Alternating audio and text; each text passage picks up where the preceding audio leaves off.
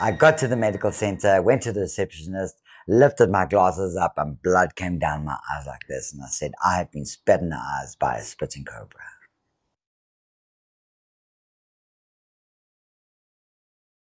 I saw the venom coming into my eyes. As I saw it, the pain was immediate. I could not get away from it.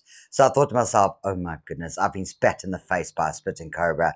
I was really in disbelief, but I thought, hey, I must kick into action. So I put the snake away, went straight away to the bathroom, opened my eyes, and ran cold water over my eyes for about 20 minutes because I knew that the venom becomes very sticky, like syrup on your eyes, and then it starts digging into your eyes and damaging your eyes. So I thought, oh my goodness, I did that. And I thought, the next step I got to do, I got to go to hospital. So I got in the car and I started driving. By the time I started my car, this eye was completely blind. And I was like, oh no, am I going to get to the hospital or not? Or am I going to be completely blind? So anyway, I got in the car, I drove to hospital, one blind eye. And as I was driving, the pain was so excruciating. I had to wear dark sunglasses because the sun was so bright in my eyes.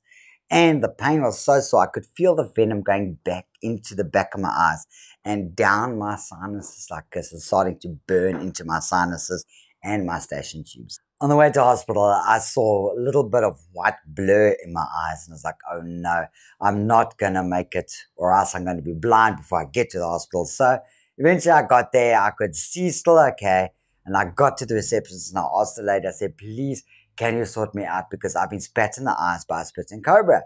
And she said, no, my dear, we do not get cobras that spit here in this area. And I was like, oh, yes, you do. And I lifted my glasses up and she saw it running down over here, blood. And I was like, oh, no. She said, oh, took me to the back. They opened my eyes and they dripped ice cold saline solution onto my eyes for about 5 hours. I loved it because it froze my eyes. And by freezing my eyes, it actually took the pain away. The minute those drips stopped, the pain would come back. I had that pain for about 9 hours afterwards. The worst part of the whole ordeal was I had to phone my wife, who did not know any of this, and I had to explain to her what exactly happened.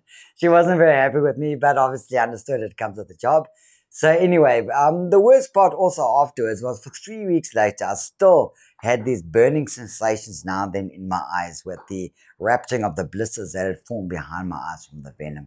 So remember, these snakes, they know, they are armed with the venom we're spitting and they know how to do it and they are accurate. My fault was I did not wear the goggles that day. I've been handling that snake for 2 years, no problem, with goggles on.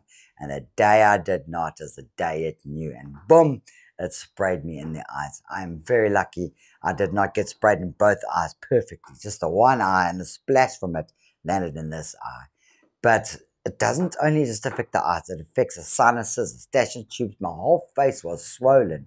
And luckily I've got all my vision back perfectly. After 2 days, the vision came back in this eye. But the day afterwards, the vision was perfect in that eye. So just remember, do not play with snakes like that without the proper equipment.